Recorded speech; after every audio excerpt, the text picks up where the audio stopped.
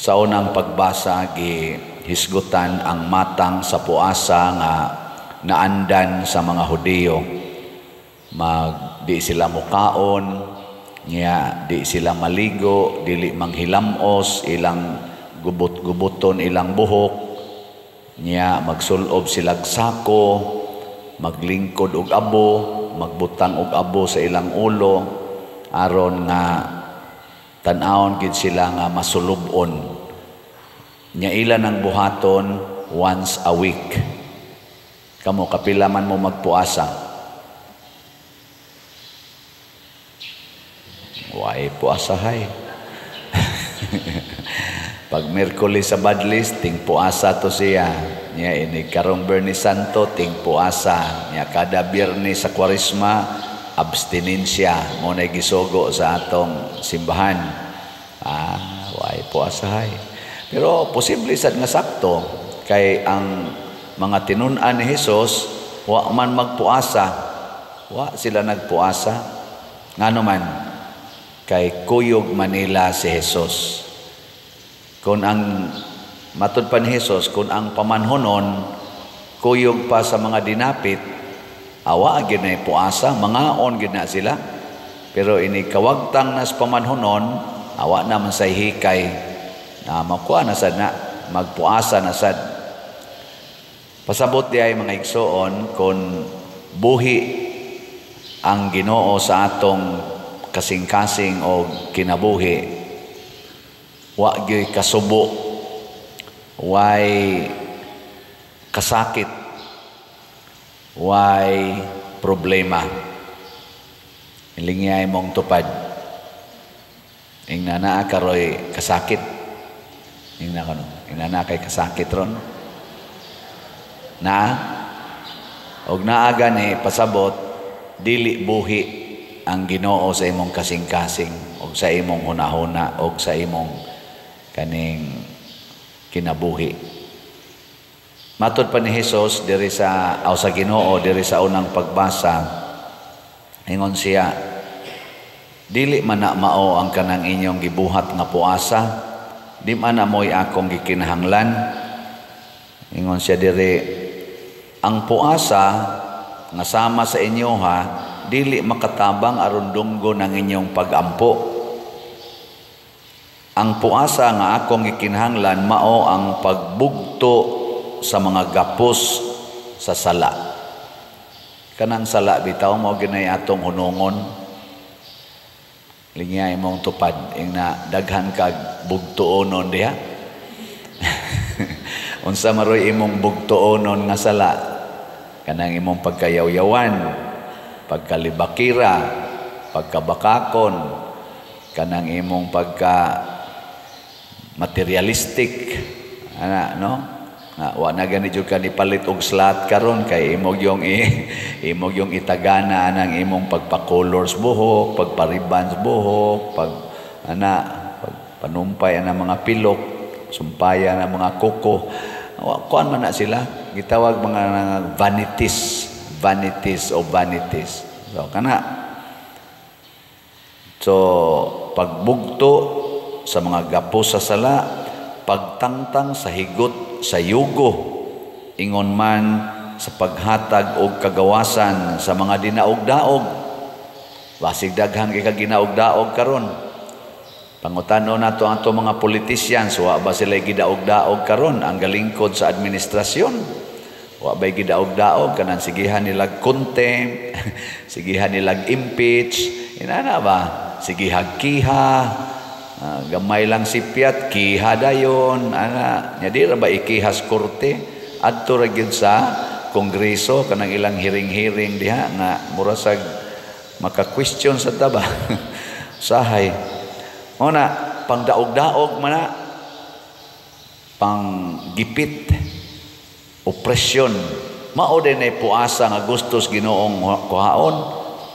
Di ba? Kamong mga ugangan, kusog kayo mong mudaog-daog sa inyong mga umagad.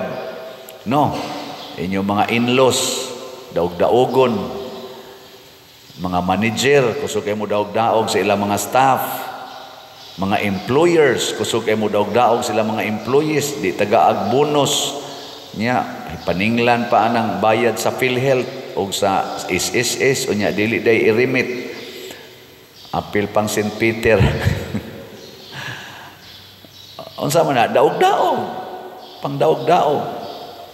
Mga landlords, ala siging pang daog-daog ana mga tenants, patrabaho og maayo, gamay ra kayog sweldo. Ang amo kapalit og branyong sakyanan paghuman sa ani, ang mga saop tungtungan pag-utang usahay. Ana. Unsa man na di na pang daog-daog. Nang mumutingog. Ambot ka nang dili pagpalit og slot, di ba ka pagdaog-daog sa naspari tingali, no? Pari ba, hapit na lang nangagisi ang ba og si baligyag slot. Wag mo pa.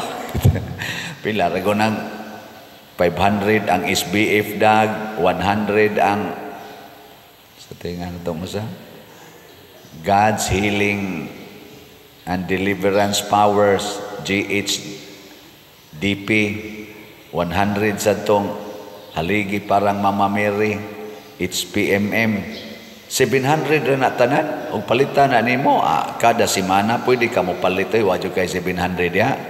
Ilingay mo tupad na kay 700. Ina ko no. Na kay 700 ya. Palit dayon.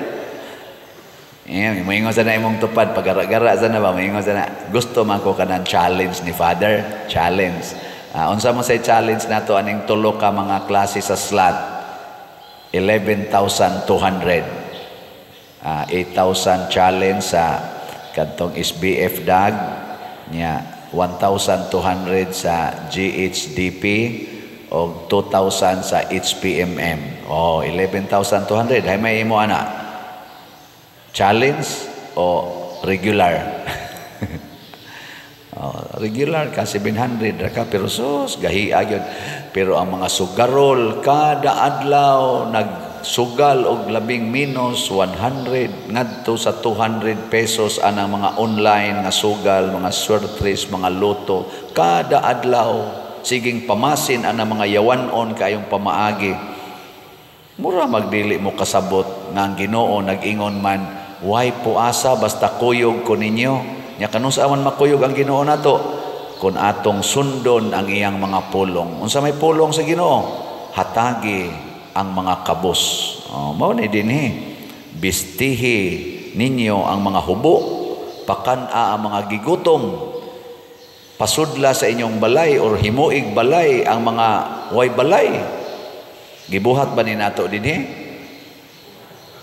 Nya nganong di mangyapon mo palit. Palit na. Ana di ba? Adto man mo mamasin anang naang para ra gyud sa kaugalingon, mao na ang resulta daghan tag problema, daghag kasakit, daghan ang atong mga kagubot karon sa kalibutan, labi na sa atong nasod, labi na gyud na nagsingabot ning midterm election. Gubot kaayo tungod na kay ang atong mga buhat ba wa maigo sa Dios nung pamaagi. Muna dinhi sa atong tubag sa Salmo nag-ingon ta, usa ka mahinulsulon ug mapaubsanon nga kasing-kasing o Dios dili nimo tamayon. Pasabot kun maghinulsol lang kita, magbasol ug magpaubos, siguro gyud nga ninduton sa Ginoo atong kinabuhi. Dili ta mosalig aning mga politicians, apil naming mga pari na kami mao'y makapanindot sa kinabuhi nato kita mga Pilipinhon. Dili oy. Ang makapanindot sa atong kinabuhi maura gyud ang bridegroom, ang Ginoo mismo. Siya ra gyud makapanindot. Anha ka ng parlor para monindot imong naong? Dili. Inigawas nimo kusmod lang yapog naong imong bana iguli nimo. Magtan-aw sa imong bag-ong na parlor nga naong. Ngano man kay wa man kay mahinulsulon og mapaubsanon nga kasing-kasing. Di ba? Tugtog ra ba dayon? Oo na siya. Oo na kanindot unta ang ato mga politicians karon Dili sila aning batasan, common man gunang batasan sa mga politicians, kana bitang mo insist gyud sa ilang kunuhayng gisulti. Bisag sayop na ang ilang gisulti, bisag klaro na gyud kaayo nga naa sila'y sala, di gyud muangkon. Pabakak to the max. Unya ang kadto ra bang nihisgot sa ilang mga binuhatan nga ngilad, mao na noy ilang gukuron, mo ilang ipapriso, mo ilang i-contempt o uban pa. Hunong nakataan no? So karon nanamoy napili ang mga kandidato sa pagka-senador, congressman, gobernador, mayor o mga board o konsehal, nanamoy na pilian. Nana, pag hinahinay na mong lista, ako naginahinay na sa kog lista. Naman tayo pilianan, duhara man ka-team atong pilianan, Team Marcos o Team Duterte. Ana, hain man ani nila ang matinud-anon, kanabang moangkon sa ilang sayop, unya mo koreksyon sa ilang sayop.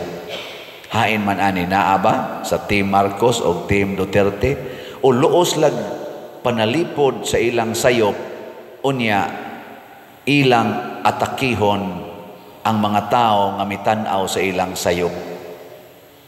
Sa mabitaw ana karong kuan, hinaut unta mapatin-aw na sa kumilik na ay lawyer nga ning ingon ning pahayag ba kay IT expert man siya, unya CPA lawyer pagyod, unya auditor pagyod siya sa mga IT system sa mga kompanya. Isip auditor, CPA na naman dairoy mo specify anang mo audit sad sa IT system nagigamit sa kompanya. Ano bang mga kuan diya ba, mga code ana na naman dai mo search ana nya ka mao ni siya nya iyang gitagaan o sa iyang opinion nga kining automated machine, counting machine nga gamiton sa kumilik kay bag-o man ni siya, dunay mga peligro nga mahak. Mo nang himo siya mga suggestions aron ang hacker sa mga IT karon systems dili unta makapenetrate aron ang election result dili ma-alter sa mga hacker nga gi-employed sa mga buangon nga mga politicians. Nasuko man noong kumilik, gikiha naman noon siya, gipriso naman ganit tingali to karon, gi-arrest naman tingali to. Ano bang ingon ana ba? Imbis nga maminaw, total, waman sa siya mo ingon nga kana ganing invalid na lang siya gisuggest. Dili man dawaton ang suggestion, prisuho naman noon, ipa-disbar pag yun, ipa-invalidate pag yun ang iyang CPA license. Kanang magkaingon ta ba, nganong ana man, hain naman ang transparency, hain naman ang freedom of expression. Nya nasa ko'y nadunggan nga lawyer nga ning hisgot sad sa kaning mga palisiya sa about automated machine sa kumilik. Kinahanglan day kuno nga before gamiton 3 months before sa election kana di ay automated machine, kinahanglang dunay certification of third party nga expert. Unya i-publicize gina sa kumilik na kining atong machine certified na ni siya nga safety sa third party nga expert on ani nga maong system. Unya human kuno ang nag-certify nya ila na nang i-declare in public, i-seal dayon na ang code, unya taguan na dito sa safety bank sa central bank. Ingon ana ka delikado dahil na kay peligro man na i-alter. Nya nabatay na dungog karon nagi-declare na sa kumilik, basig wa lang ko kadungog. So 3 months before, so May man ang election, kanus aon ta na supposed to be i-declare 3 months man. Unsa naman taron? March, April, May, duha na lang. February unta. Ako gikas February hangtod karon wa man ko kibaw ana. So tungod aning maong pagkiha niya sa third party kaning atong usa sa mga botante o sa kandidato ni kiha ang kumilik, na nahinoy mga opinions nga nanggawas niya ako nakabati ko nga naagi di ay na sa palisiya sa kanang nasa kaning naamtoy RERE nga gihisgutan, i-search lang yan na ninyo nga kanabang related ba sa paggamit sa kubilik aning ni ang automated machine nga nya doon na pagid na ilaing requirement akong nadunggan kinahanglan proven nga kanang maong unit naka-serve na siya og at least duha kuno ka kanay ganing counting, automated counting. Proven na ba? Untested. Unya brand new man wala amot na nanabaka ni siya Di naman tong Smartmatic nawa naman to karon bag-o ko. Bot unsa nang ko ana? Oh ana. Mo na nga dunay mga opinions nga nanggawas. Nindot unta i-welcome ni siya, i-welcome, unya mag-discuss, unya i-explore unsa ka tinuod ang imong gisulti, unya in public aron kitang mga butante. Ang uban ana wa pa gani mapasahan pag isgutom kay maglinya ako kadaghan naman ko ana nga wa ko kakaon kay tuwa na ka sa linya ug mogawas ka pulihan kag lain. Init pa ka istanan, wa pa kay snacks. Unya sige kag butar dito, hinuktok yung kag maayob, sid-sid ka ana. Unya ang resulta, ihakra di ay pagkaluoy. Napayuban, magbangka pag yun, mutabok pag yung isla, bawd-bawd pa usahay, mauwanan, mainitan, kay mubutar yun. Unya, ang resulta, ihakra. Kaluoy, no? Muna, i-explore yun. Unya, in public, i-declare gina siya kusog naman kay atong social media karon mag-imbitar lang diha ang kumilik o sige mga media men ari mo dire social media influencer diri mo tan-aw mo dire kay mao ning atong gibuhat karon pagkaninduta unta naagyud ba ang transparency magsuko-suko naman hinuon dayon pagkaluoy hangtod kanus apa mo na mahinulsulon og mapaubsanon unta nga kasing-kasing haron dili ta biyaan sa Ginoo. Kay ang Ginoo ra gyud makapanindot aning atong kinabuhi apan ga kinahanglan siya mapaubsanon og mahinulsolon nga kasing-kasing. Matud pa ni Kristo, kung kuyog ko ninyo, wa gyud kasubo, way puasa, way problemang dili masulbad. Apan una kumukuyog ninyo, kinahanglan duna mo'y mapaubsanon, mahinulsolon og mapasayloon nga kasing-kasing dili pagarbuhon dili tigdaog-daog og tiglutos sa mga kabus og mga timawa nga katawhan.